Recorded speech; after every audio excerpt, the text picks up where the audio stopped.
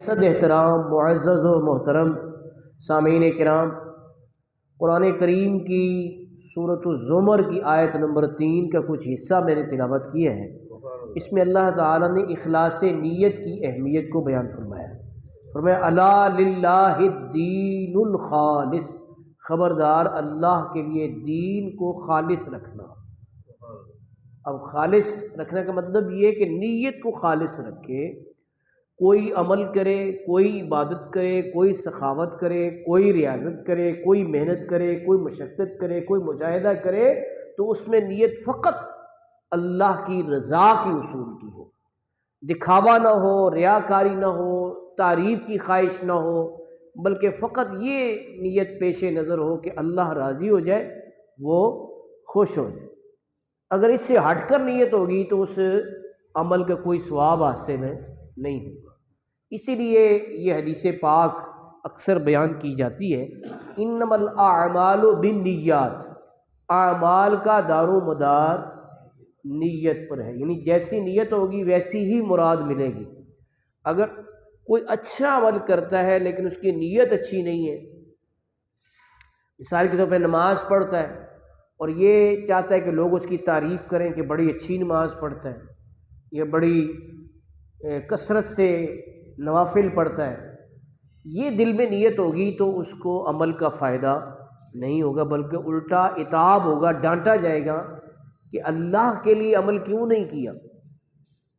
جیسے کوئی بندہ تحفہ دے تو ساتھ میں کہے کہ جی یہ آپ 2 بندوں کا تحفہ ہے، تو لوگ خوش نہیں ہوں گے کہ یار مشترکہ تحفہ کیا ہوا، مجھے خاص مجھے دیتا۔ تو انسان جب یہ چاہتا ہے کہ اس کو خاص اسے ہی تحفہ دیا جائے، تو اللہ رب العالمین تو احکم الحاکمین ہے، تو اس کی عبادت میں کوئی اور نیت شامل نہیں ہونی چاہیے کہ لوگ خوش ہو جائیں، لوگ راضی ہو جائیں۔ مسلم شریف میں حدیث ہے، شہید، عالم اور سخی قیامت والے دن لائے جائیں گے، تو شہید کو اللہ تعالیٰ اپنی نعمتیں گنوائے گا اور فرمائے گا کہ میں نے تمہیں یہ دیا، تم نے میرے لیے کیا کیا؟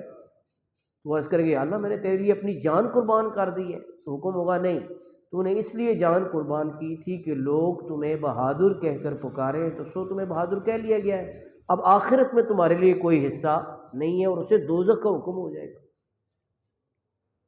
یعنی شہادت جیسا عمل بھی اگر خالص نہیں ہے تو فائدہ نہیں ہوگا۔ اچھا، قاری کو بلایا جائے گا کہ تم نے کیا میرے لیے کیا؟ وہ کہے گا یا اللہ میں نے تیرا قرآن پڑھا بھی ہے، پڑھایا بھی ہے۔ حکم ہوگا نہیں، اس لیے پڑھا تھا کہ تمہیں قاری کہہ کر پکارا جائے کہ تم بہت اچھا قرآن پاک پڑھتے ہو، تو وہ کہہ لیا گیا ہے، اب آخرت میں تمہارے لیے کوئی حصہ نہیں ہے، اسے بھی دوزخ میں بھیج دیا جائے گا۔ سخی کو بلایا جائے گا اور اس سے بھی اللہ تعالیٰ اپنی نعمتیں گنوائے گا کہ یہ میں نے تمہیں نعمت دی، تم نے میرے لیے کیا کیا؟ یا اللہ میں نے تیرے راستے میں خرچ کیا ہے، بیواؤں، مسکینوں، یتیموں، محتاجوں کی مدد کی ہے۔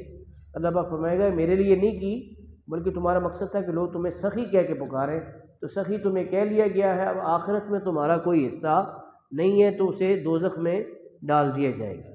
اس سے اخلاص نیت کی اہمیت پتہ چلتی ہے کہ نیت میں اخلاص کی اہمیت کیا ہے۔ اسی وجہ سے امام المحدثین حضرت امام محمد بن اسماعیل بخاری رحمۃ اللہ تعالی علیہ، انہوں نے جب اپنی کتاب مرتب کی نا بخاری شریف، تو سب سے پہلے آپ نے یہ حدیث درج کی، انما الاعمال بالنیات۔